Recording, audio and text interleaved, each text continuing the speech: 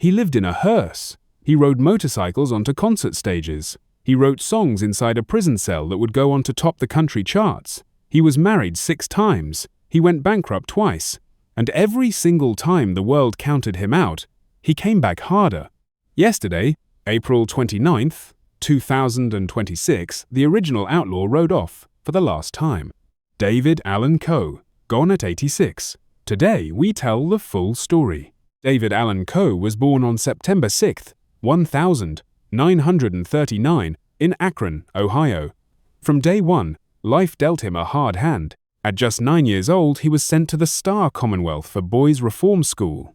That marked the beginning of nearly 2 decades cycling in and out of correctional facilities, including a 3-year stretch at the Ohio State Penitentiary.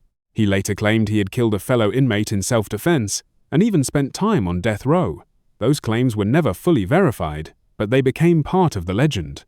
And inside those prison walls, something unexpected happened. Coe met the wild rhythm and blues performer Screamin' Jay Hawkins. Hawkins encouraged him to start writing songs. The two reportedly wrote music together while locked up. It was in prison, of all places, that one of country music's greatest songwriters found his calling.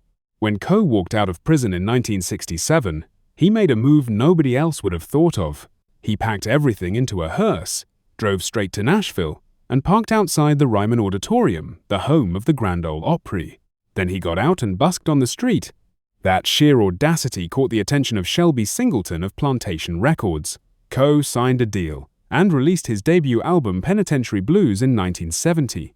For years, he was a songwriter's songwriter, a cult figure whose songs other artists were turning into hits. In 1973, Tanya Tucker took his Would You Lay With Me, In a Field of Stone, to number 1. Then, in 1977, Johnny Paycheck recorded Coe's Take This Job and Shove It, one of the greatest working-class anthems ever written. Number 1, a feature film, a national rallying cry. David Allan Coe wrote that song, and millions of blue-collar Americans loved him for it.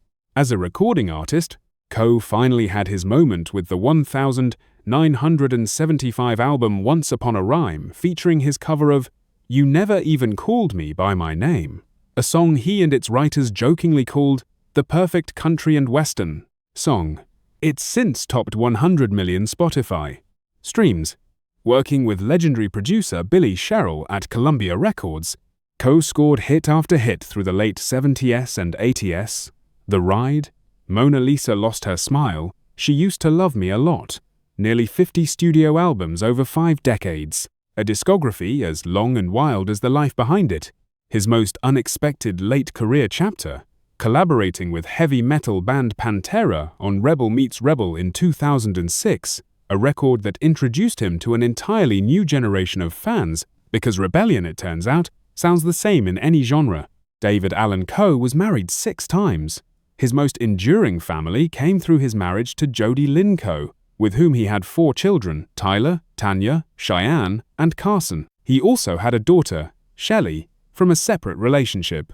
His son, Tyler Mahan Coe, became a celebrated podcaster and creator of Cocaine and Rhinestones, one of the most respected country music history podcasts ever made. His daughter Tanya became a singer and entrepreneur in Nashville. His final and most stable marriage was to Kimberly Hastings, whom he wed in Las Vegas on April 17, 2010. She was his partner through his final years and confirmed his death to Rolling Stone with words that said everything. One of the best singers, songwriters, and performers of our time, never to be forgotten. My husband, my friend, my confidant, and my life for many years. As for his finances, Coe's story is one of talent and turbulence. His net worth at the time of death was estimated at $1.5 million, but the road there was brutal. All of his pre-1984 songs were sold in a bankruptcy, proceeding for just $25,000 without him even being notified. In 2015, he pleaded guilty to tax charges and was ordered to repay nearly $1 million to the IRS. Through it all, the road kept him alive. He never stopped touring, never stopped performing. In 2019, Coe underwent knee replacement surgery. In 2021, he was hospitalized with a severe case of COVID-19, landing in critical condition. He survived but never fully returned to the spotlight. Those close to him described his health as being in steady decline for the better part of 5 years. On April 29, 2026, at approximately 5 p.m. Eastern Time, David Allan Coe died in an intensive care unit. He was 86 years old. His representative confirmed, "David is a musical treasure. He appreciated all of the fans." No official cause of death has been released. His family chose to keep that detail private, and in doing so, they made sure the last image of David Allan Coe is not a medical chart, but a legacy. He went out exactly the way he lived, on his own terms, still keeping a little mystery. David Allan Coe, September 6, 1939, April 29, 2026, age 86. Born in Akron, raised in prison, found his voice behind bars and carried it all the way to the top of the country charts, wrote songs that defined a generation, lived a life that defied every expectation. Take this Job and shove it. You never even called me by my name. The Ride, Would You Lay With Me? These songs will outlive every critic, every trend, every chart cycle. Rest easy. Mysterious Rhinestone Cowboy, the original Outlaw, the legend. You were here. And we will never forget it. Drop your favorite David Allan Coe song in the comments. Hit like, subscribe, and keep the Outlaw spirit alive.